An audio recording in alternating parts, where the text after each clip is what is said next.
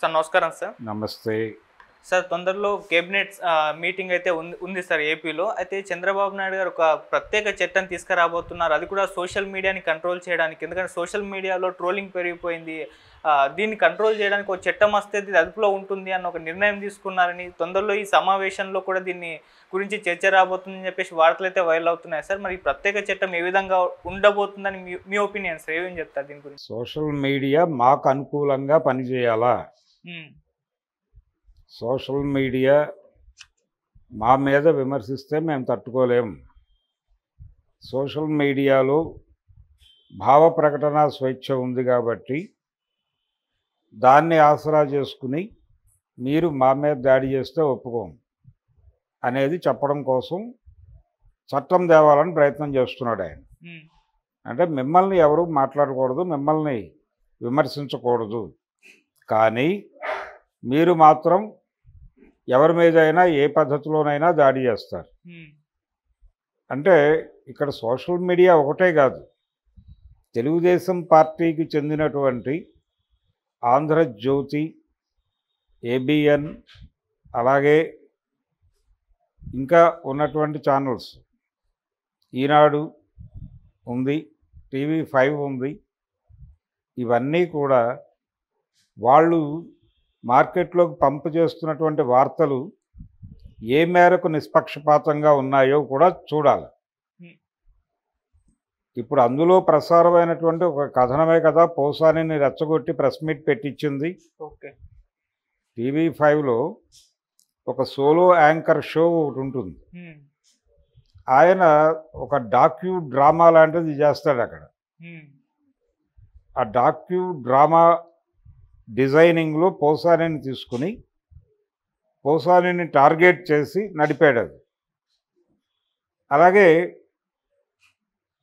వర్మ గురించి రాసిన సందర్భాల్లో ఇలా ఇతరుల గురించి, భారతి గారి గురించి, అవినాష్ రెడ్డి గురించి ఎన్ని వార్తలు సర్క్యులేట్ చేశారు వీళ్ళు.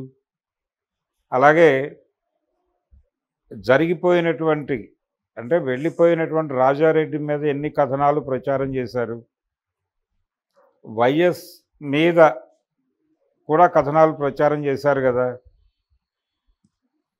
ఆ రోజున జగన్మోహన్ రెడ్డి అధికారంలో ఉన్నప్పుడు, అధికారంలో నుంచి తప్పుకున్న అధికారంలో నుంచి దిగిపోయిన తర్వాత, ప్రజలు దింపేసిన తర్వాత కూడా ఈ దాడులు ఆగట్లేదు కదా.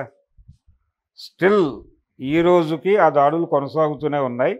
ఆయన్ని ఒంటరిని చేయాలి, ఆ పార్టీని టార్గెట్ చేయాలి, దాని మీద రోజుకొక కథనం రావాలి, జనంలో ప్రచారం చేయాలి, జగన్మోహన్ రెడ్డిని ఒక రకంగా బదనాం చేయాలి అనే ప్రోగ్రాంతో పనిచేస్తున్నారు కదా వీళ్ళందరూ. వాటిని చూస్తే అర్థమైపోతుంది. కాబట్టి పరిస్థితి ఎంత దారుణంగా తయారైందంటే, మొన్న ఎన్నికల్లో డబ్బులు పంపిణీ చేయడానికి వెళ్ళిన వాళ్ళు ఏ అపార్ట్మెంట్ వాళ్ళు ఏ పేపర్ వేయించుకుంటున్నారు అనే దాన్ని బట్టి డబ్బులు పంపిణీ చేశారు. సాక్షి వేయించుకుంటారన్న 205లో అక్కడ మనం డబ్బులు ఇచ్చినా అనవసరం అని తెలుగుదేశం వాళ్ళు 205లో సాక్షి వేయించుకుంటారు కాబట్టి మనం వాళ్ళకు ఒకసారి పరామర్శ చెప్పి 4 డబ్బులు ఇస్తే పని అవుతుందని వైఎస్ఆర్సీపీ వాళ్ళు అనుకోవడం మనకు తెలుసు. ఈ లెవెల్కి మీడియా వెళ్ళింది. ఇక్కడ నేను డబ్బులు పంపిణీ గురించి మాట్లాడట్లా. అంటే ఏ పార్టీ వారు ఆ పేపర్ తెప్పించుకోవటం అనే కల్చర్ నడుస్తోంది ఇప్పుడు. ఆ ఇంటికి వచ్చే పేపర్ని బట్టి ఆ ఇంటి వాళ్ళు ఏం ఆలోచిస్తారో మనకు తెలుస్తుంది. ఆ ఇంట్లో మనం ఒకవేళ ఏదైనా పని మీద పెడితే ఏం మాట్లాడాలో కూడా తెలుస్తుంది. ఆ ఇంటికి వచ్చిన పేపర్ చూస్తే మనకు సినిమా అర్థం కావాలి.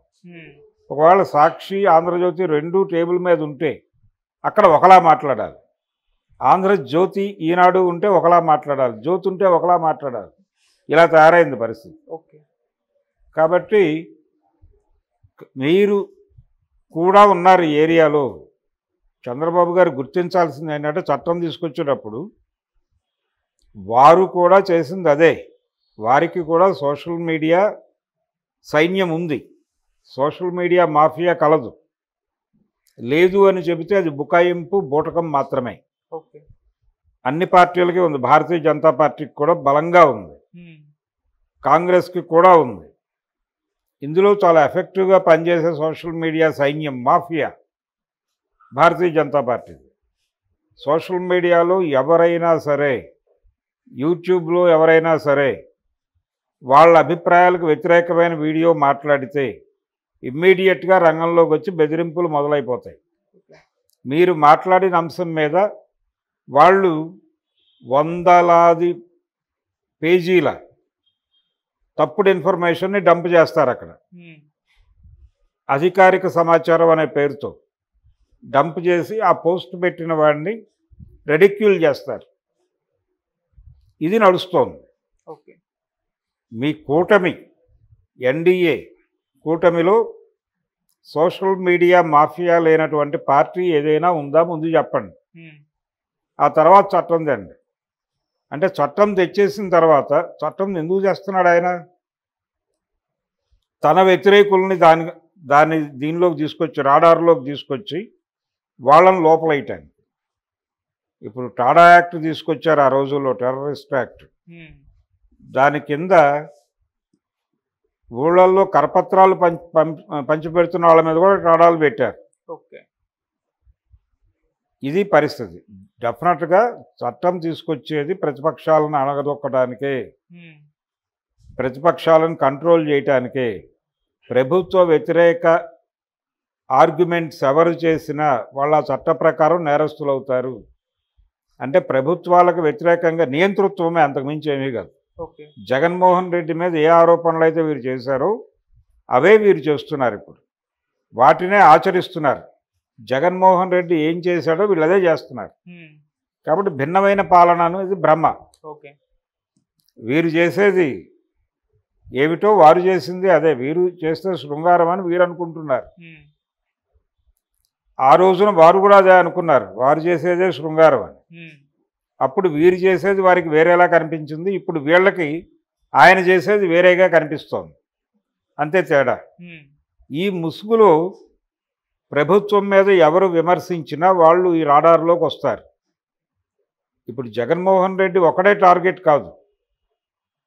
ప్రజాక్షేత్రంలో ఎవరు ప్రభుత్వానికి వ్యతిరేకంగా మాట్లాడినా వాళ్ళని కార్నర్ చేసి వాళ్ళని తీసుకెళ్లి కేసులు పెట్టి లోపలేయటానికి ఈ చట్టం. భావ ప్రకటన స్వేచ్ఛ మీద ఉక్కుపాదం మోపడం తప్ప మరొకటి కాదు ఇది. కాబట్టి చంద్రబాబు నాయుడు గారికి ఇది కొత్త కాదు, అలవాటే ఆయనకి. ఆ రోజున కేంద్ర ప్రభుత్వం తీసుకొచ్చేటువంటి అన్ని చట్టాలకి, ఫోటో యాక్ట్కి, వీటన్నిటికీ వారి మద్దతు ఉంది. రెండోది, ఆయనకి బలమైన అడ్మినిస్ట్రేటర్ అనే పేరుంది. బలంగా కంట్రోల్ చేయగలడు దేన్నైనా అనేటువంటి ఇమేజ్ ఉంది. ఆ ఇమేజ్ మేరకు ఆయన ఆ అభిప్రాయంతోనే సెయిల్ అవుతాడు. చట్టం తెస్తాడు. అది దుర్వినియోగం అవుతోందని ఏడ్చేవాళ్ళు ఏడుస్తారు, అరెస్ట్ అయ్యేవాళ్ళు అరెస్ట్ అవుతారు, జైలుకి వెళ్తారు. జైళ్ళకి వెళ్ళినటువంటి